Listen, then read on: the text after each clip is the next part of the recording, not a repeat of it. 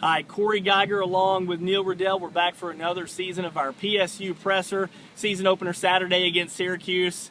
We're not going to know who the quarterback is for either team until they actually take the field. You've covered college football for a long time. I think this is a trend that a lot of these coaches are kind of going to.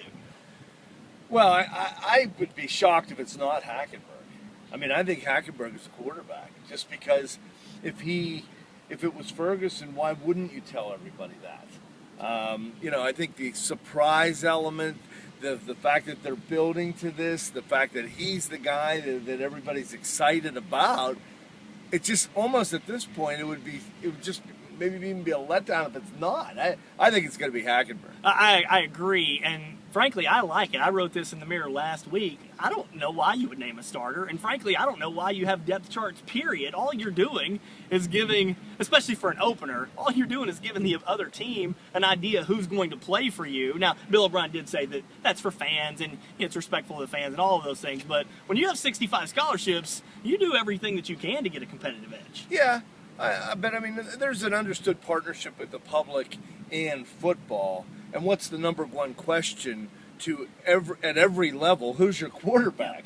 So, and Bill O'Brien did say that this game is not a sellout. So, I mean, there's a give and take that I think you want your fans to feel like they're part of it also. But there's some gamesmanship. Well, what's fun is this is an old-time rival. They've played, close to 70 times.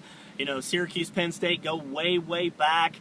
Obviously, the Orange program has been down for a little while, although they had a good year last year, and the Penn State program is in a much different state. But you've covered Penn State for a long time. To have Syracuse back on the schedule, I think that can only be a good thing. Well, I like it, and I also like the fact that if you look at the schedule these next few years, and this has been one of the complaints about the Big Ten, with a lot of their trips, Northwestern, Iowa, Minnesota, Wisconsin.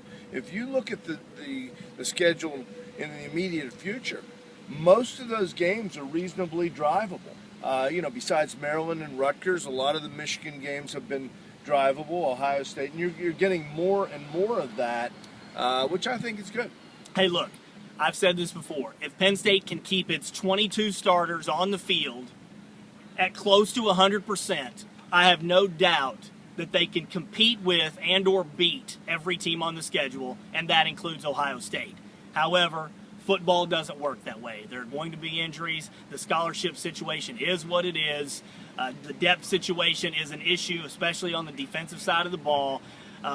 So again, this is the first game. You're going to line up. You're going to start hitting people. There's going to be tackling. They've been doing thud all camp. This is where it really gets down to brass taxes. They're healthy, and they've got to stay healthy if this is going to be the kind of season they hope for. They've not only eased back in terms of to keep their roster intact, they also started poorly last year because maybe they were so emotional in game one, but maybe they were worn down for their first couple games. He did address that today, feeling that they did a better job pacing the team and keeping the team fresh to be able to play its best game, not leave its game on the practice field. We both think it's going to be Hackenberg, even if it's Ferguson. Both are probably going to play.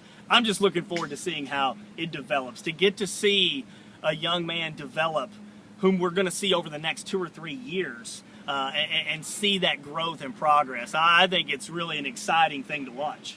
Yeah, and they have a lot of parts around them. I mean, the way they use their tight ends, Zwinak, Robinson, and what most people feel is a really good offensive line. So Miles Deffenbaugh, who I thought was kind of engaging there, and he said, "What can you do to make the quarterback more comfortable?" And he says, "Just give them all day to throw." Yep. And that's true. All right, we'll go for our score predictions. We'll let you go first. Okay, I picked Penn State 31-17. I'm, feeling it a little bit, maybe optimistic. I think that this coaching staff really proved in 1 year its capabilities, and now you have a surprise element. You've had you've been molding this program for a year now. I think that in Syracuse had a change in coaches. Syracuse had some good wins last year. Yeah, beat Louisville bad. Yeah. Bad. So, but they lost Ryan Nassib to the NFL. But I think it'll be an extension of a home game for Penn State, and I look for them to be somewhat decisive. Again, we don't know who Syracuse's quarterback is going to be. I'm going to take Penn State 30-20.